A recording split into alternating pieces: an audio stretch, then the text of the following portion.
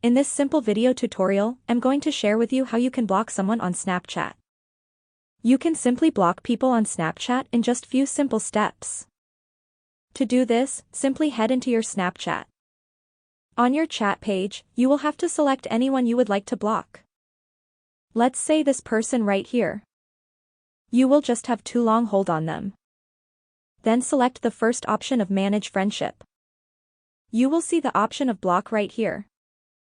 Go on and tap on Block. That particular person will get blocked successfully. You won't be able to see their stories, neither they will see yours. You can't also find them anywhere on Snapchat unless you unblock them.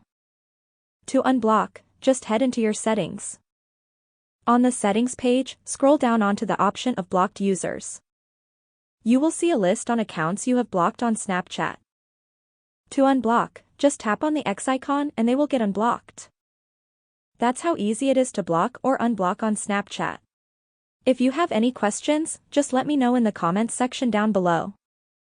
Please don't forget to leave a like, share and subscribe for more video tutorials like this one.